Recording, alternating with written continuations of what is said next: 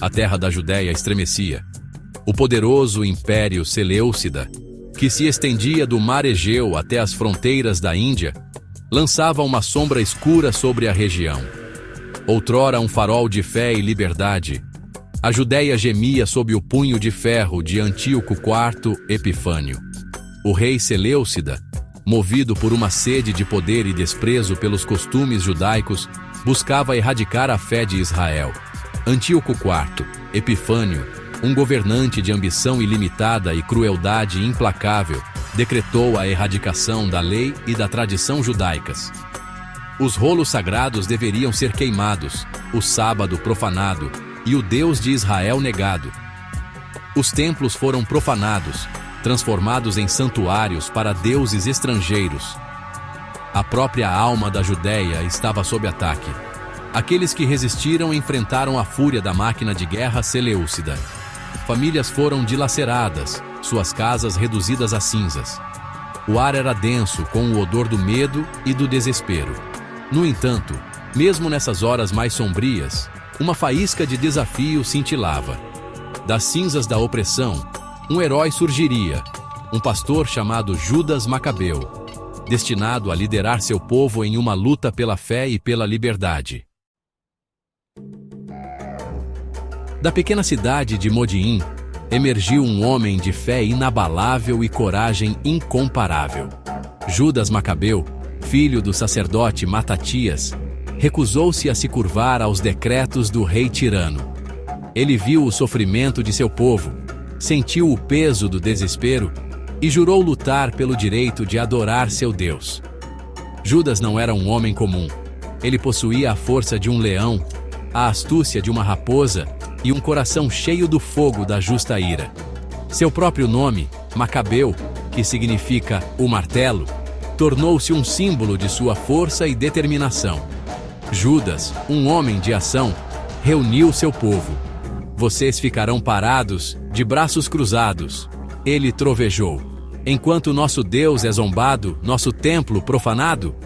Suas palavras acenderam um fogo nos corações dos oprimidos. Pastores e agricultores, professores e comerciantes, todos responderam ao seu chamado, formando um pequeno, mas resoluto exército, pronto para dar a vida por sua fé e sua liberdade, lembrando a garra dos bandeirantes desbravando o desconhecido.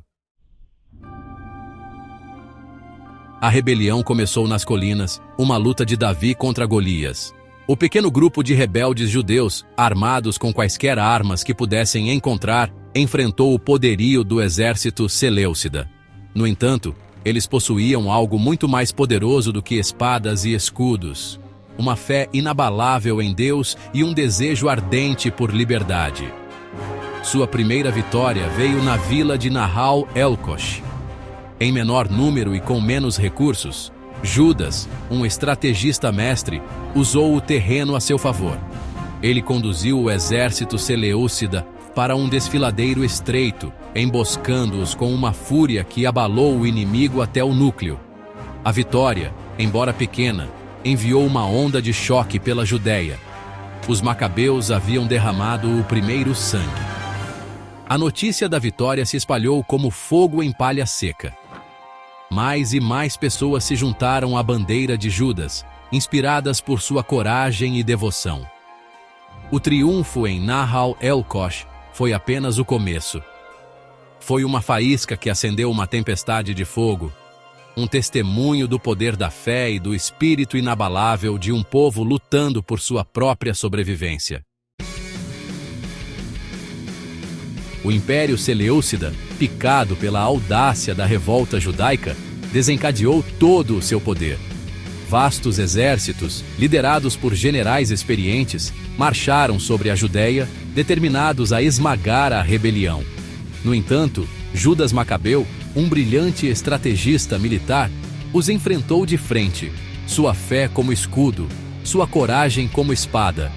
Em Bet-Horon, Judas enfrentou o general Seleucida, Seron. O exército Seleucida, confiante em sua superioridade numérica e em seu armamento, investiu de cabeça na batalha. Judas, um mestre tático, antecipou seus movimentos. Ele usou o terreno elevado, o sol escaldante e o elemento surpresa para destruir as fileiras inimigas, derrotando o exército seleucida e fazendo-os fugir em debandada. A vitória em Bet-Horon foi seguida por outro triunfo impressionante em Emaús. Aqui, Judas enfrentou o experiente general Nicanor. Mais uma vez, a astúcia de Judas prevaleceu. Usando uma retirada fingida, ele atraiu as forças de Nicanor para uma armadilha, atacando ao entardecer, lançando os seleucidas na confusão. Seção 5. Retomando sua terra sagrada, a purificação do templo. Após uma série de vitórias impressionantes, Judas e seu exército marcharam em direção a Jerusalém, com seus corações determinados a recuperar seu sagrado templo. A visão que os saudou os encheu de tristeza e raiva. O templo, outrora um farol da presença de Deus, estava profanado, seus pátios repletos de restos de rituais pagãos.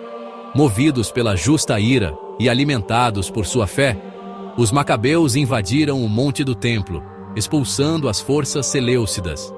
A batalha por Jerusalém foi feroz e sangrenta, mas os macabeus lutaram com a fúria de homens possuídos, sua fé como escudo, seu amor por Deus como espada. Após retomar o templo, Judas ordenou sua purificação. O altar, profanado por sacrifícios pagãos, foi reconstruído. A sagrada menorá, sua luz apagada, foi reacendida, e no 25º dia do mês de Quislev, 3 anos após sua profanação, o templo foi rededicado ao Deus de Israel. O milagre de Chanucá havia começado. Seção 6. Um legado forjado em sangue e crença. Os macabeus, depois de Judas. Judas Macabeu, o martelo dos gregos, caiu em batalha em Elasa, mas seu legado continuou vivo. Seus irmãos, Simão, Jonatas e Eleazar, continuaram a luta, levando os macabeus a novas vitórias. Eles lutaram não apenas pela liberdade religiosa, mas pela independência política, eventualmente estabelecendo a dinastia Asmoneu, uma dinastia nascida do fogo da rebelião. A revolta dos macabeus foi mais do que uma guerra pela liberdade religiosa. Foi uma luta pela própria sobrevivência do povo judeu. Foi um testemunho do poder da fé, da importância da coragem e da força duradoura do espírito humano quando confrontado com a opressão. O compromisso inabalável dos macabeus com sua fé e sua disposição de lutar contra probabilidades esmagadoras servem como uma inspiração atemporal. Eles nos lembram que, mesmo diante de desafios aparentemente intransponíveis, a esperança pode se acender a partir da menor faísca, e até mesmo os impérios mais poderosos podem desmoronar contra o espírito inabalável daqueles que lutam por suas crenças. Seção 7. Ecos da revolta dos macabeus. Chanucá e além. A vitória dos macabeus é celebrada até hoje com o Festival de Chanucá. O milagre do óleo, um único frasco queimando por 8 noites, simboliza o triunfo da luz sobre as trevas, da fé sobre o desespero. É um lembrete de que mesmo um pequeno grupo de indivíduos dedicados pode superar probabilidades aparentemente intransponíveis quando defendem aquilo em que acreditam. A história dos macabeus ressoa muito além da comunidade judaica. É uma história universal sobre a luta pela liberdade, a coragem de defender as próprias crenças e o poder da fé para mover montanhas. É uma história que inspirou inúmeros indivíduos ao longo da história, desde aqueles que resistem à perseguição religiosa até aqueles que lutam pelos direitos civis. A revolta dos macabeus serve como um poderoso lembrete de que a liberdade não é gratuita. Ela deve ser conquistada, defendida e nutrida. É um legado que exige lembrança, reflexão e um compromisso em defender os ideais da liberdade religiosa e da autodeterminação. Seção 8. O Espírito Macabeu, um testamento atemporal de coragem e fé. A história da revolta dos macabeus não está confinada aos anais da história. é um testemunho vivo do poder da coragem e da fé. Ela nos lembra que, mesmo nos momentos mais sombrios, quando a esperança parece perdida, o espírito humano, alimentado por uma crença inabalável e um compromisso com a justiça, pode superar probabilidades aparentemente insuperáveis. Os macabeus não eram super-humanos. Eram indivíduos comuns, agricultores, professores, lojistas, que escolheram se opor à tirania. Eles foram movidos por sua fé, unidos por seu amor por sua terra e suas tradições. Sua história nos lembra que a grandeza não reside no tamanho ou na força, mas na coragem das próprias convicções. Em um mundo frequentemente marcado por conflitos e opressão, a história dos macabeus serve como um farol de esperança e inspiração. Ela nos lembra que a luta pela liberdade é atemporal e que até mesmo o menor ato de coragem pode desencadear um movimento que muda o curso da história. Seção 9. Conclusão. A chama duradoura da liberdade.